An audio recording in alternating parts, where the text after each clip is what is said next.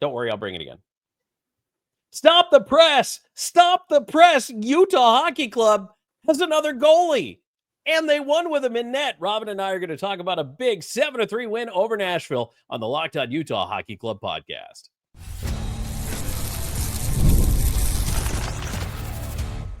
You are Locked On Utah Hockey Club, your daily podcast on the Utah Hockey Club, part of the Locked On Podcast Network, your team every day. Hello, everyone, and welcome into the Locked On Utah Hockey Club podcast. I'm veteran NHL voice Tom Callahan, joined by longtime team analyst Robyn Leaño. Robyn, I am shocked, shocked that Utah has another goalie. Did you know that? I was unaware. I thought they just had one for like the last month and a half, 2 months. That's really what it felt like. And remember this, even what I even said too. I was like, yeah, I mean, it's gonna be Veggie the rest of the season. I have zero doubts in my mind about it. I said that on the show. I said it's like if I'm wrong, I'll be shocked. And here I am, shocked. I think we all are. I mean, wow. Okay. So there is a second goaltender. He did play. By the way, his name is Matt Villalta. And he picks up his first NHL win tonight as the Utah Hockey Club, as I have it listed there, banjo slaps the Nashville Predators 7-3 tonight. We had career highs set tonight. We had career firsts. Villalta with his first career win. By the way, we're going to do a Blues preview later in the show. But Robyn, just a big time win in Nashville and a back and forth game where they get out to a big lead and then the lead disappears and then they pull away in the end. I mean, kind of typical Utah Hockey Club. If they're playing a much better team, I think they might have coughed that lead up, but against the Preds, a team they should beat and keep in the rearview mirror, they do tonight. Yeah, I think at one point, we talked about they kind of like fell asleep at the wheel for a little bit, but I think once they woke up, they realized, oh, you know what, we actually really should be like, slapping this team silly. Really, we should be. And then they ended up coming with 3 unanswered goals. Yes, one of them was was an empty netter, but still gonna count it. Well, and then they put Saros back in and they scored again. So they did all this against UC Saros. 6 goals against, I mean, a guy who's having a down year, don't get me wrong, but that whole team is having a down year. Saros is still one of the best goalies in the NHL. He will rebound next year. Oh, yeah. I know everybody who drafted him in fantasy is angry. I would be too. But this win means something. Mm-hmm.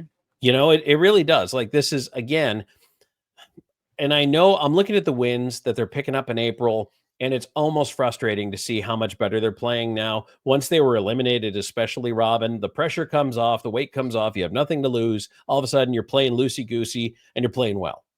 Yeah. It's a little frustrating if you're a Utah Hockey Club fan, but it's also encouraging, right? This is what gives us hope.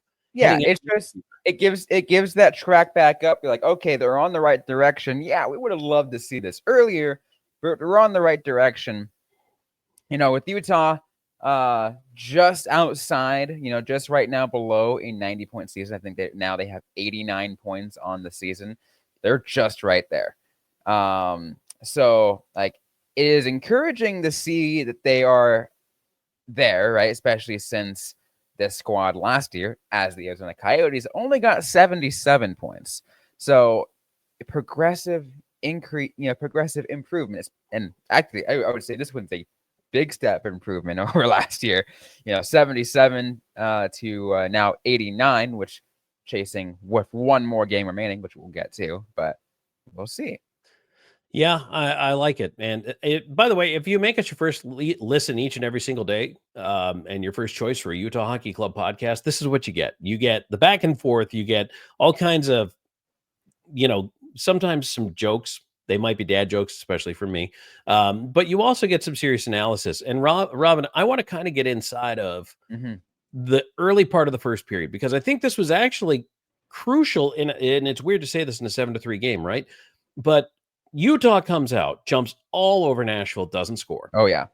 So they're leading them in shots 7-1. All of a sudden, they're down in a 5-on-3. Nashville, which had one shot to that point in the game, gets 7 of their own. And now they score. Not on the 5-on-3, oddly enough, but to the 5-on-4. Ryan O'Reilly puts them up 1-0. And at that point, if you're Utah, you could have had the reaction of kind of rolling your eyes, looking at the ceiling and going, well, maybe this just isn't our night. We've already, we had a great strong start, got nothing from it, and then got down 2 men. And we always talk about them staying out of the box. But to their credit, they put it behind them very quickly, and they were able to rebound. They picked up 2 goals before the end of the period. Kesselring with a great wrist shot that was right inside the top corner over the left shoulder of Saros. Bukestad with the seeing eye puck. And a lot of these goals we're going to talk about are seeing eye goals or deflections that just happen to get on net. I love it. Put pucks at the net, and that's what they did tonight. So they're up 2-1 after 1. And then Cooley scores his 25th. Schmaltz on the power play, and that's in the first 4 minutes of the second period. So now all of a sudden it is 4-1. Nashville comes back. Evangelista and Bunting make it 4-3. Former Coyote Michael Bunting, up to 19 on the year. And so now heading into the break, we're at 4-3, and it's a pivotal time in the game. Both teams come out in the third looking for that opportunity. But as you mentioned, Utah strong through in that third period. Keller gets 2. One of them was into an empty net. My boy Kevin Stenlund gets the final goal to wrap things up, and that was with Saros back in the net. So that's how we arrive at 7-3. And Robyn, there were so many moments in this game that a lesser team or maybe even a previous edition of the Utah Hockey Club might have got off the rails, but they didn't tonight. Yeah, and I think that's the most encouraging aspect of this, right? We've talked about the youth of this team and how there was that level of confidence, how sometimes when things don't go right, you can really see it. They really hang it over their head. They've hung it over their heads in the past, and they will kind of go into a shell and kind of just collapse. And then we've even seen games that happened about that earlier this year. But they gotten better about it. They progressively gotten better. I feel like this, and I think a lot of it had to do, Tom, with the up and down ride of injuries coming in, injuries going out, whatever it might be. And for this last, chunk of the season, it's been a mostly healthy team that finally is finding their stride. It's like, oh, we know how to work with each other. Here is how it works. And all those things are encouraging. And again, I actually thought Villalta, you and I were texting, watching the game. I thought Villalta actually played pretty darn well, especially early during that 5-on-3. Now, I know they scored in the 5-on-4, but I mean, that young man was getting peppered in the net. Oh, yeah. And looked pretty sharp. Oh, yeah. No, he looked great. And like, it's interesting. I don't know. I didn't know any of us knew what to expect once we found out Villalta was going to start in net. Because we only had one game of sample size of Villalta in the NHL. He had one start last season with the Arizona Coyotes, which he didn't get a win on that one. And then literally spent 99% of the last 2 seasons with the Tucson Roadrunners. Yeah, and that's, I mean, good for him though. I mean, sitting and paid his dues, even sitting behind Veg, down this whole stretch here where Connor Ingram's been gone for the bulk of the second half of the season, and then they decided to kind of flip-flop the guys between Tucson and Utah, and Villalta became the backup up here. So, you know what? I'm glad to see him get his opportunity and make the most of it. So good for him. Power plays tonight, 1 for 5 for Utah and 1 for 4 for Nashville. Just a couple other stats to throw at you as far as the face-offs tonight. Even 34 apiece, so 50% in the circle for everybody. Utah had 14 hits, 15 giveaways, 2 takeaways, 20 hits for Nashville, 25 giveaways, which is high, and then just 2 takeaways as well for the Preds. So that's kind of getting inside the numbers on the game. But Robyn, I want to talk about some of the individual accomplishments here. We did talk about Villalta, so we kind of already talked about career first, but some career highs for a couple of guys. And that to me is also encouraging. And with 1 game left, a chance yet again to see some more impressive feats happen here. And that will also lead us later in the show to talking about this St. Louis Blues game. So stick around.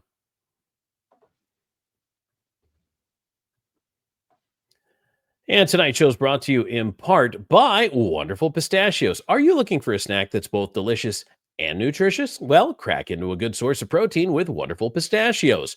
Wonderful Pistachios is one of the highest protein nuts. Each 1 ounce serving has 6 grams of protein, giving you over 10% of your daily value. Plus, they're packed with fiber and better for you, unsaturated fats to help keep you feeling fuller longer. Okay, now we know I'm a no shells person, right? If you see me snacking on Wonderful Pistachios, you are likely to see me knuckle deep in a bag of no shells because it's just easier, quite frankly. I love, if I've got the time, if I'm sitting, I will go ahead and go for the shells. But if I'm traveling, if I'm in the vehicle, if I'm at work, I am a big at work snacker. No kidding, Tom, take a look at you. But you know what? I love just being able to pop it open and toss it back in the desk drawer when I'm done. I know that it's there. And look, if you love cracking open the shells, hey, the in shells, classic favorite. I get it. But right now, hey, no shells. That's where I'm at. And grab and go ease personified. Get snacking and get cracking with a snack that packs a protein punch. Visit wonderfulpistachios.com to learn more.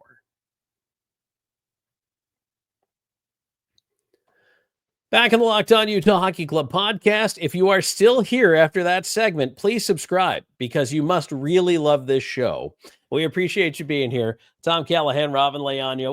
We're having a good time with this one. We're getting towards the end of the regular season. And, you know, tonight was the second to last game, the penultimate game, if I may use a big fancy word.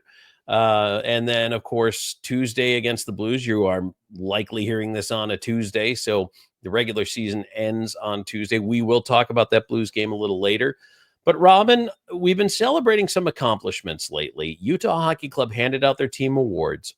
The first guy I want to talk about has already won the team's leading scorer award for the season, but is now chasing some personal bests, and that's Clayton Keller. And Keller continues to push his own personal bar higher. Yeah, it's really interesting, Tom, because you and I were talking about this just yesterday, right?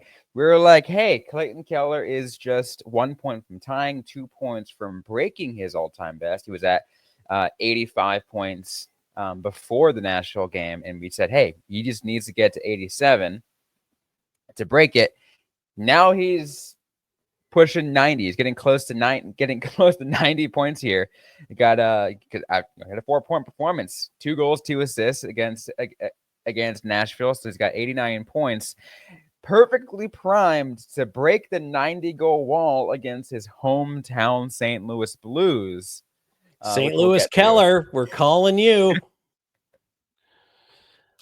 Robyn, remember way back, I think it was like yesterday, actually, where we were saying, hey, wouldn't it be cool if Clayton Keller got 3 points over the next 2 games? Well, that's taken care of.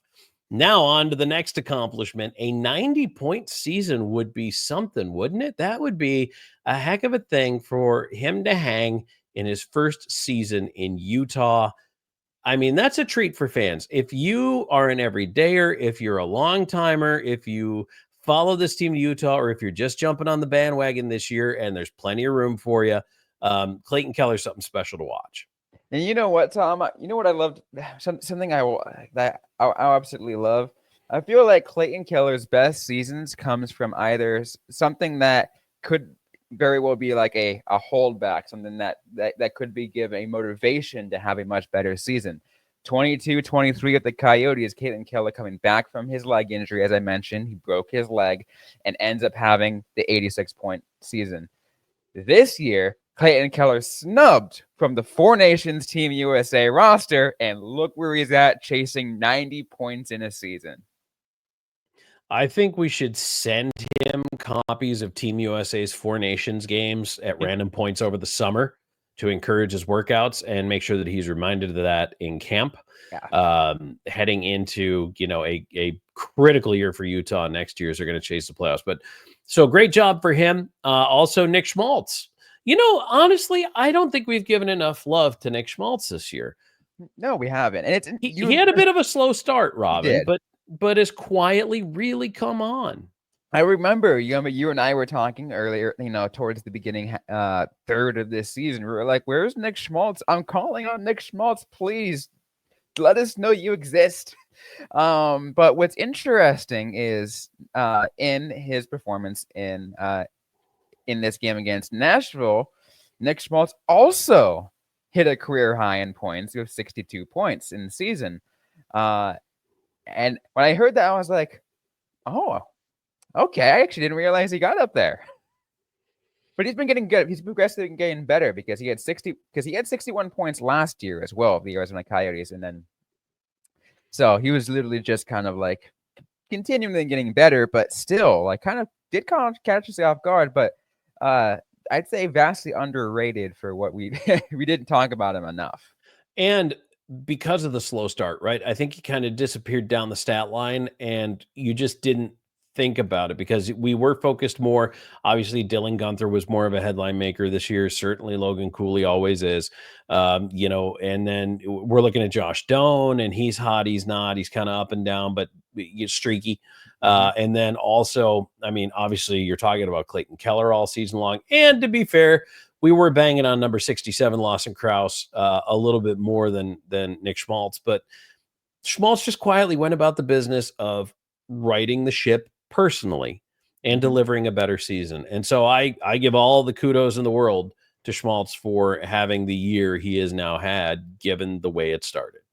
Absolutely. I mean, I think it does help a lot that Schmaltz has some amazing line mates too, right? Oh, sure, absolutely. And the other thing too, being a little older guy, not that he's old by any means, but a little older than your 20, 21, 22-year-old line teammates, I think helps. I think you have a little bit more of I've been through this. I'm not going to panic. I know that the game is cyclical. It ebbs, it flows. I just need to do my best to get my chances and be ready when they come. Yeah.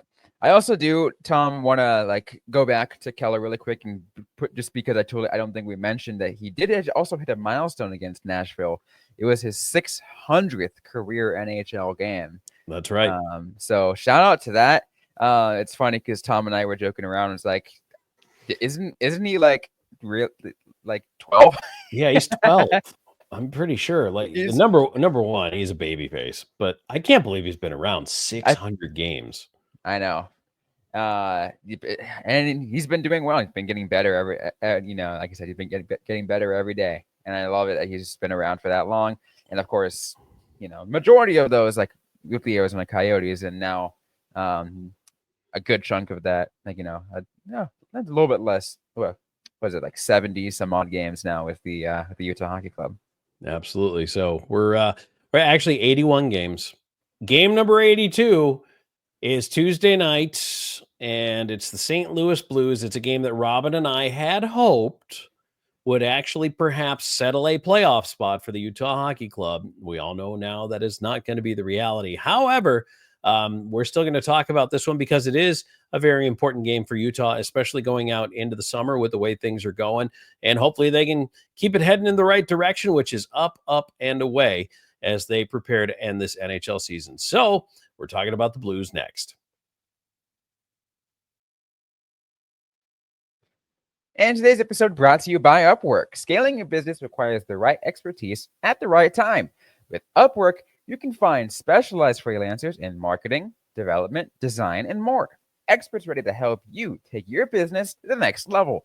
Upwork gives businesses flexibility by connecting them with top freelance talent across multiple industries, including IT, AI, web development, and marketing. Whether you need extra hands for a project or a long-term partner, Upwork makes hiring simple and affordable. If you need help with a marketing campaign, Upwork can really connect you with a really good freelance expert who can deliver incredible results. Posting a job is free and simple. And within a day, multiple qualified candidates to choose from. So you'll be able to have all that. Visit Upwork.com. Visit right now. Post your job for free. That's Upwork. That's UPWORK.com. Upwork.com to connect with top talent and grow your business today. Okay, Tom Callahan, Robyn Leaño, back here with you on the Locked On Utah Hockey Club podcast. Thank you for joining us. We appreciate you being here. If you like the show, tell your friends. It absolutely helps us grow the show, and it'll give us the chance to do a lot more things in the future here as Robyn and I plan to grow the coverage right on into next season. And hey, if you have ideas, comments, thoughts, suggestions, throw them down there in the comments. If you're checking this out on YouTube, of course, you can always reach out to us on social media, and we'll tell you at the end of the show where you can reach out to us there. If you don't already follow us on social, which you should, and you can definitely interact with us there anytime you want to reach out. I know Robyn is a big fan of getting all the compliments that Robyn gets and deserves. So I love seeing those when they come through. So thank you, everybody. Seriously, we really do appreciate it when you say the nice things. And we also take it to heart when you say, hey, what about this? What about that? It helps us improve the show. So thank you very much. Okay. St. Louis Blues, game number 82 on the road in St. Louis.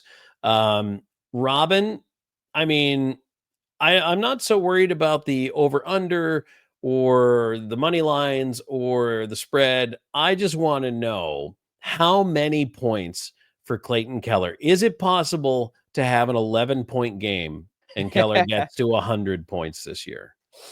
I think an 11-point game might be a stretch in it. I wouldn't put it completely out of the question, but it might be a stretch in it here. Okay, I was it's just throwing that out there, but so maybe 1 point at least to get to 90 then. Oh yeah, and I think I honestly I would even give him more than 1 point. I think this could be a prime for like 2-3 point night for Clayton Keller. I mean, we already know. I mean, like you said it earlier, we call him St. Louis Keller for a reason because he plays his absolute best games against St. Louis in St. Louis. Mm-hmm. So always wants to show off to against his family, kid who grew up in the suburbs of St. Louis. So which is great. I love the motivation. I love the want to take down your hometown team, if you will. And you know what? Maybe someday you can go back, you can sign a contract there, maybe retire there one day. But for now, while you're on the Utah Hockey Club, you got to give it all you got and try to beat that team. Oh yeah, absolutely. That's usually how it is. I know someone that's lived in Arizona for the last decade. When the Arizona Coyotes were here, people would make jokes about about Austin Matthews quotes coming home. But he would also have really good games against Arizona in a similar way. They always want to do that, right? Players always want to play better against their hometown teams, and Clayton Keller is certainly no exception to that rule. Absolutely love seeing him in these games. And what's interesting is we could potentially see, not only Keller eclipse 90 points, but the Utah Hockey Club eclipsed 90 points in their inaugural season. Robyn, what does that mark mean to you, getting over that at 90-point mark? I mean, to me, it shows that this team is ready for the next stage in the rebuild, because 90 points, to me, that 90 points benchmark, 90 points and above means that you are now in that competitive, you are competing, right? There's these certain levels. You have below 70 points, in which you are bottom tier. You're kind of like, whatever. Those are the really bad teams. And you have in the 70-point range, you're mediocre. You're like, it's not good, but you're not terrible either. 80-point range, you're like, okay, not bad, could be better. 90 points to 100 points, you're competitive. 100 points plus, you're a playoff team, no doubt about it. Yeah, it's going to be interesting, isn't it, if they can continue that climb? And I think that 90 points is a great spot to be. It is, again, knocking on the doorstep. And depending on how things break down here, if Utah or Vancouver, which is really the other team, they're kind of, basically a point apart with, and depending on how the regular season ends, only one game left for Utah. Vancouver could end up flip-flopping with them. But I think for the most part, they've done the job to get to where I wanted to see them, which is fantastic. And it is a big step forward. You mentioned it's a big leap in points, but they need to now, well, and this is an off-season discussion, but they need to now start winning the games that they lost that they shouldn't have lost. And that is what makes you a playoff team. So, but can you polish off St. Louis in St. Louis? And maybe play a little bit of spoiler here, because guess what, Robyn? St. Louis is not guaranteed playoffs yet. This is their last game as well. This is game number 82 for the Blues. And sitting behind them, Calgary has 2 games, could tie them or could pass them. Remember what I said, Tom, about this team, the squad, the players on this team, just for some reason having this incredible talent of being a chaos agent? Yes. Here we go. Yep. And Calgary's last 2 games are not shoo-ins either. They're playing Vegas and the Kings. So, I mean, it's not going to be an easily won road for either one of those teams. Vegas, though, has wrapped up the Pacific. Don't know if they're going to put it in coast mode or not the last couple of games, because they can't be caught. And they can't catch Winnipeg. Winnipeg's already won the President's Trophy. So does Vegas kind of slow their roll a little bit? I don't know. And the same thing for the Kings. Although the Kings are fighting to stay in front of the Oilers and get that home ice in that playoff series. It's going to happen, I think, for the 4th year in a row, Kings Oilers. So that's going to be wild. I can't wait to see that series. That's going to be so exciting. But yeah, so nothing's written in stone for St. Louis. And that's kind of the thing that I think I'm looking at here is, to be honest with you, it's not written in stone for the Minnesota Wild yet either. But we really haven't talked about Minnesota much, but they do have Anaheim tonight. But Anaheim could be a chaos agent, right? I like that term, Robyn. I like chaos agent. Right? I like that. So that's kind of fun. But that will be their last game, is tonight against Anaheim. So I don't know. This is why it's so much fun this time of year. Even if you are out of it, you could play spoiler, and Utah Hockey Club can absolutely disappoint the St. Louis Blues. Despite that massive run St. Louis went on, despite everything St. Louis did to get here, that crazy win streak, they could still not have it not be enough. But what I'm definitely going to say is, if I'm the Utah Hockey Club, know that St. Louis knows that they have all that much on the line. So you have, if you want to play a spoiler, if you feel like you just want to be that petty and just keep them from potentially making the playoffs, you have to treat it like it's a Stanley Cup final. Yes, you really do. You absolutely do. You have to go at them with everything you've got. I agree. Let me take a look here, Robyn, or let us take a look at the FanDuel odds for this game. So I know I said I didn't care about it, but we're going to talk about it anyway.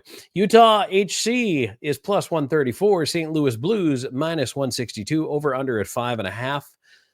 Robyn, well, first of all, I think anytime Clayton Keller, point at the very least, probably even goal scorer, would be on my parlay.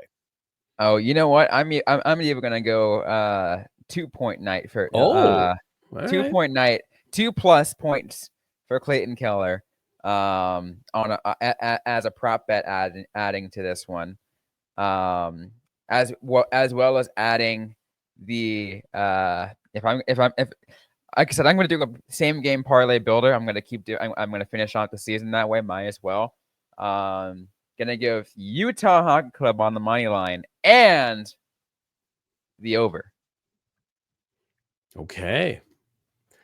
All right. I like that. I think it is going to be a hard fought game, and we probably will see, a decent amount of scoring in it. So that means we're talking about a game that gets to at least 3 goals apiece in some form or fashion on average. So 4-3 puts you, or, somewhere in that neighborhood.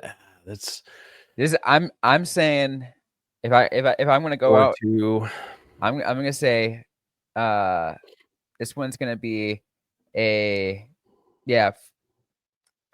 a good, trying to think about it. I'm going to say 5-3 with an empty netter. Oh, so you're expecting a high scoring affair here. Yep. All right. Yeah, it's tough because St. Louis, one thing I will say about St. Louis, at least they play well at home.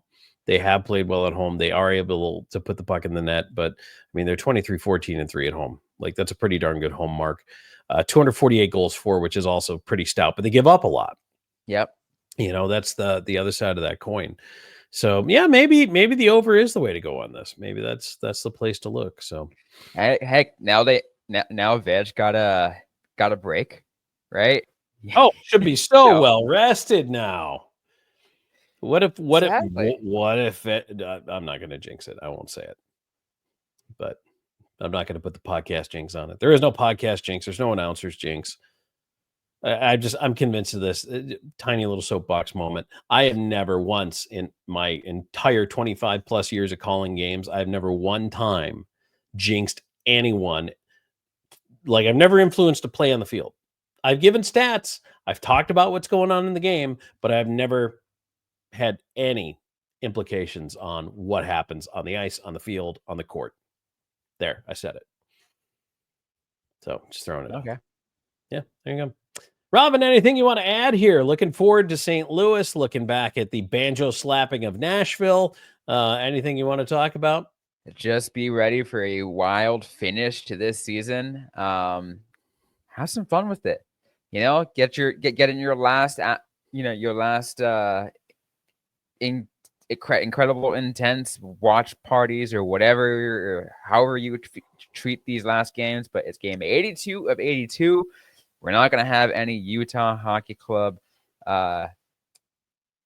action until October or September if you're in preseason, or even earlier, July if you are development camp or rookie camp person. But hopefully, Robyn, we will have Tucson Roadrunners playoffs to talk about. Very true. We're going to look forward to that. So, all right, everybody, we appreciate you joining us here. If you have comments for us or questions or a topic you might like to see on a future show, Robyn, where can they reach out to us? Yeah, you can find us just about everywhere you can find your podcasts. One thing you can definitely do, you can comment on our YouTube channel. We reply to our YouTube comments almost practically every day. I'm checking them every single morning. You can also follow us on X, formerly known as Twitter, at LO_NHL Utah. We'll spawn there too. I'm also pretty active on that app at Robyn_Leaño. There you go. I'm on Blue Sky at Tom Talks. That's where I live 99% of the time. And I've started talking about Formula One too. So if you're an F1 fan, you're going to get annoyed by me on Sundays or ignore me on Sundays, one or the other. And reach out to me. We talk hockey anytime. I'm always happy to entertain your thoughts. And if you do still use Twitter, at Callahan on air, at least for another couple of days anyway. I don't know. I'm not there that much. So find me on Blue Sky. All right, everybody. Thank you so much for joining us. We appreciate you being here. Seriously. Thank you so much for being a part of the Locked On Utah Hockey Club podcast.